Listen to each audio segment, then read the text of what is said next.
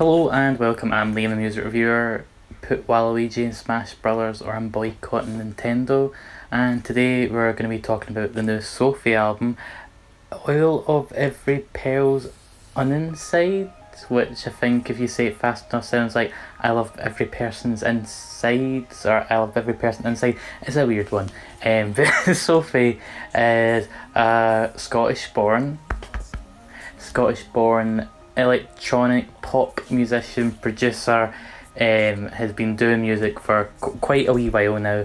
I think about 2013 was when she dropped one of her first singles, but most people will know her for her production credits, whether that be on the Vroom Vroom EP, one of my favourites of the 2010s, whether that be for Big Fish Theory, where she did a few songs on that. That was one of my favourite albums of last year, so that's kind of what put her on my radar more than anything, but the Vroom Vroom EP did it as well. And just a lot of collaborations with Charlie XCX.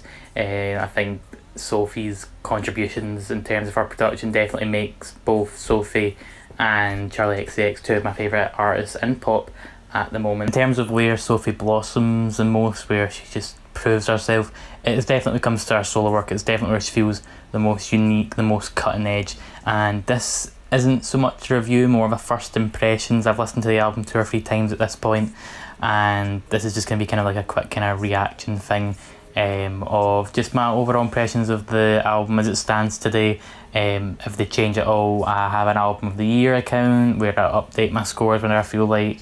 So there's a plug for that there. But what do I make of this new SOPHIE album? Because I'm definitely going to forget how to pronounce the album title.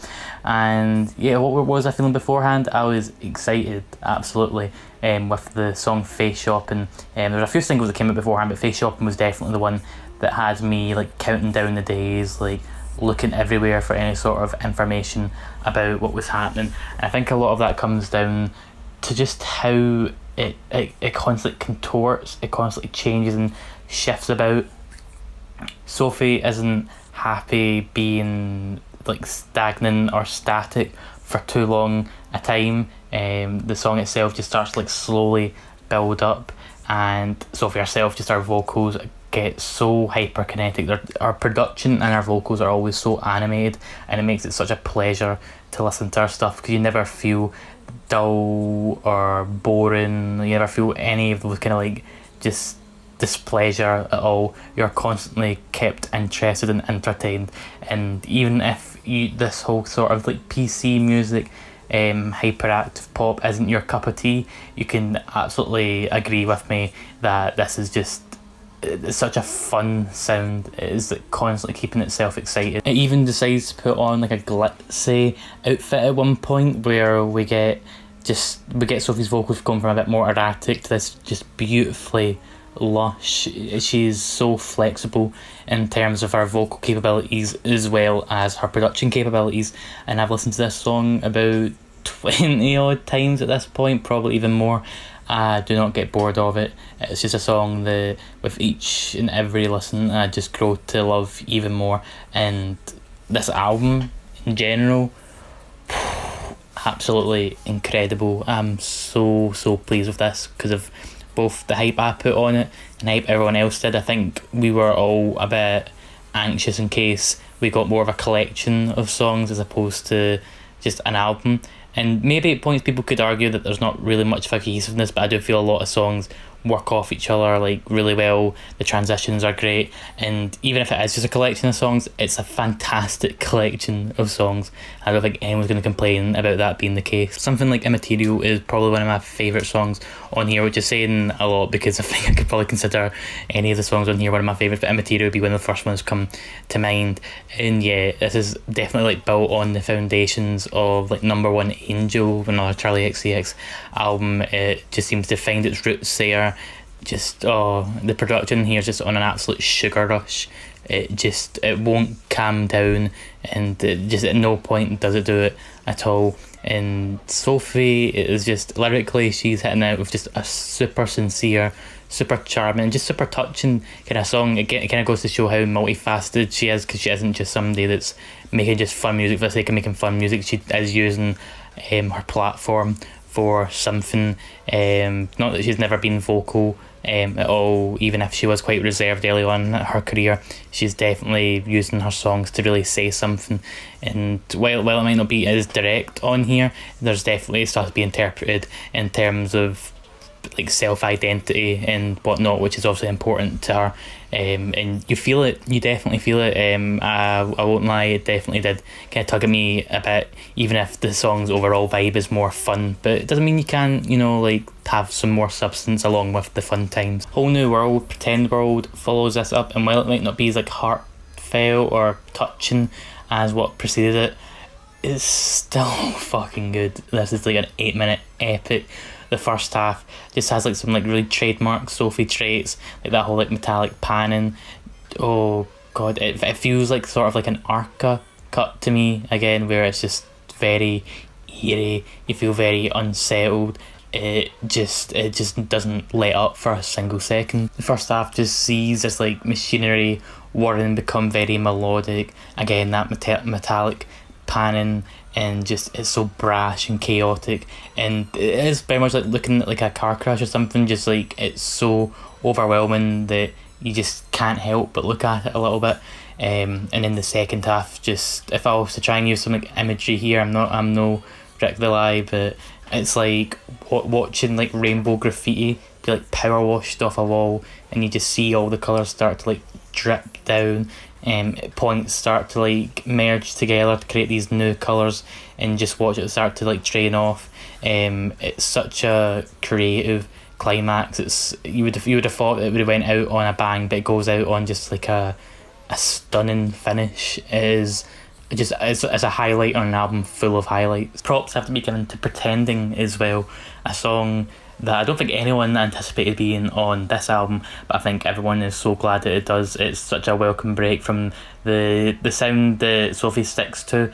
It feels like an ambient drone electro track that has been like recorded in like a belly of a beast, and all these little screams and sounds only go to cement it, as if it's like all these other victims of this huge beast that have been captured are stuck in there as well. Like it's the imagery that this kind of album evokes at times, like I said with the last song, just feels overwhelming. It just evoked a great deal of emotion out of me, in a way that I was more astounded by it than I was like emotionally moved, even if there were points where it feels like that's what it's going for, and it does succeed with that. Ponyboy, Jesus, this song goes hard as anything. It does not care. It is untamable. I'd obviously heard it as a single, but in terms of how this works in the state of an album, yeah, the album just like flows into it so nicely, and it just makes the punch like hit all the harder. Sophie just changes her voice a lot. It's kind of like she's obviously like edited it and put it about, and it makes it sound like a demon at points. It's again just so entertaining. It creates this scene. It's almost like the whole vroom vroom aesthetic. It moonlight, like just at the darkest hours, just when everything, all this like dangerous things come to life. That song kind of like gets to me. It feels like if It Follows got like injected with like speed or something like that. That's what the 7th track would be like, something like this song. It's just, I love it a great deal, and I think I just love this album a great deal. I could go on about all these songs for the rest of the day. Just every song seems to hold its own. There's no weak moment for me here, and obviously this is only the first day of the album being out, and who knows, maybe I won't be as enthusiastic as I am like later on in the year when it comes to me deciding like my album of the year list. But right now I'm just completely in awe of this album, because even though like people could obviously draw like comparisons and influences and all that, I don't think you're going to find an album this year that is so fun, so experimental in the terms of not only the general pop sphere, but also in terms of Sophie's career, where she really is pushing herself. It doesn't feel like she's playing it safe. The singles here are just as strong as they were beforehand. The album doesn't feel scared to like maybe tone it down every now and again, and just how it just finishes up just has to be commended. Sophie's done an incredible job here, and I'm only even more excited to see when she eventually brings out a follow-up to this, and hopefully she ends up doing a tour hopefully comes to Scotland back over here, because I would love to see these songs performed live. I can only imagine what the room's environment would be like when these get played. Done such a great job with this album. Yeah, just it's so animated. It's a thing of itself. It's like our thing above itself. It's not just merely an album.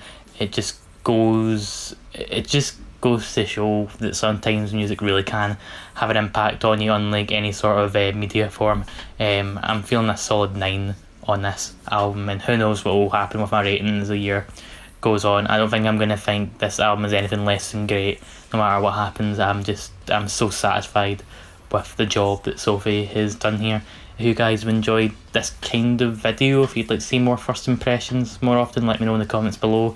Let me know your favourite worst songs, what you're making of the album. If you've listened to it already, I'm sure you have, especially if you're in the Instrumental Isomer Discord. I'm sure you'll let me know what you are making of it. And yeah, thanks for watching as always, guys. Stay safe and stay hydrated.